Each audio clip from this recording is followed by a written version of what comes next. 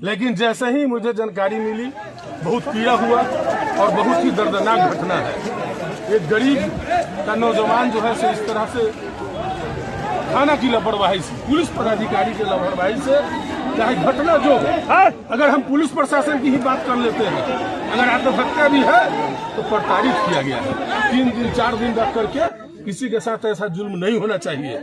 हम लगातार एसएसपी से और डीआईजी से हम फोन पर लगे हुए थे और हम लोग के नेता आदरणीय तेजस्वी प्रसाद यादव जी भी डीजीपी से बात किया, लगातार संज्ञान में थे। हम देर शाम से आए हैं और हम लोग पहले पीड़ित परिवार के बीच में आकर के संवेदना व्यक्त करने का काम किया है और हम आपको निश्चित तौर पर हम वादा करते हैं कि इसको सदन से लेकर के सड़क तक राष्ट्रीय जनता दल जो है लड़ाई लड़ने का काम करेगा। और जो पूरे बिहार में जिस तरीके से पुलिसिया जुल्म और आतंक चल रहा है उसके खिलाफ आप देख रहे हैं कि हम लोग के नेता आदरणीय तेजस्वी प्रसाद यादव जी बेनीपट्टी गए थे मधुबनी जिला में, वहां भी मुन्ना झा ऑटो चालक के साथ क्या बदसलूकी हुई, हरिमोहन झा के साथ क्या हुई और राहुल झा के साथ क्या हुआ, वो तमाम चीजों को अभी तत्काल हम लोग के नेता गए थे और मौलाना फिरोज के साथ क्या हुआ।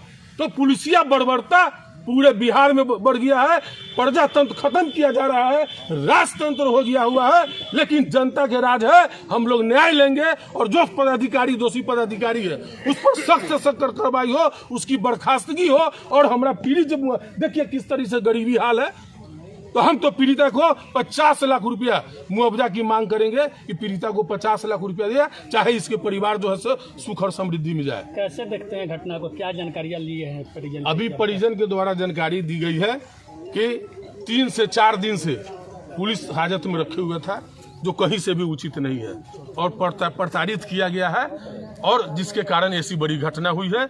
घटना चाहे जिस रूप में हुई है, ये थाना की लापरवाही है, पुलिस प्रशासन की लापरवाही है और किसी भी परिस्थिति में वैसे दोषी पदाधिकारी नहीं बख्शा जाए, इसके लिए हम लोग लड़ाई लड़ने का काम करेंगे। आत्महत्या बताया जा रहा है प्रशासन का। आत्म अगर हत्या ही है तो आप कहाँ थे?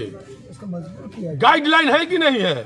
थाने पर पदाधिकारी क्यों बहाल किए जाते हैं? सरकार के पैसा जो मिलती है वो जनता का पैसा होता है, जनता का टैक्स ऑफ नौकर है। आप उसके लिए पैसा मिलता है, आपको हाजत के सामने संतरी को बैठा रहना चाहिए, ओडी पटवारी को मॉनिटरिंग करते रहना चाहिए। थाना अध्यक्ष की भी जवाबदेही है, तमाम लोगों की जवाबदेही है। अगर कोई घटना अगर हुई है, अगर आत्मदाह भी हुआ है, लेकिन इसका दोषी पुलिस प्रशासन है, इससे इनकार नहीं किया जा सकता। परिजन को कहा जा रहा है कंप्रोमाइज करने के लिए भी आपके सामने बोला जा रहा था, कैसे नहीं, कोई कंप्रोमाइज नहीं होगा, किसी तरह का कोई कंप्रोमाइज की बात नहीं है, और नहीं तो ये लोगों का मन बढ़ जाएगा। इसलिए हम लोग जो भी दोषी पदाधिकारी है उसको बर्खास्तगी का मांग करते हैं। सस्पेंशन से खुश हैं आप लोग? नहीं, सस्पेंस तो साधारण प्रक्रिया है, ये कोई प्रक्रिया नहीं है, हम इससे संतुष्ट नहीं है।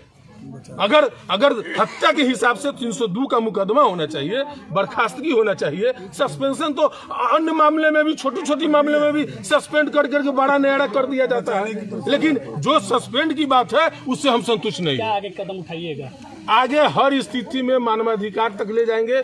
हम परिजन से मिले भी हैं, परिजन को हम देख करके जो भी हुआ हमसे आर्थिक सहायता भी किया है और हमने कहा है कि आपकी पूरी लड़ाई का हर तरह से मदद हम लोग करने का काम करेंगे। कोर्ट का नियम है कि 24 घंटे के अंदर तो जेल कर देना है, लेकिन यहाँ 3 दिन लग गया। तो वही लापरवाही है ना, वही लापरवाही ने पूरे बिहार में इस तरीके से कोर्ट के नियम के गाइडलाइन के खिलाफ पुलिस प्रशासन आतंक फैलाए हुए है। क्या कारण पूरे बिहार में? कारण क्या है?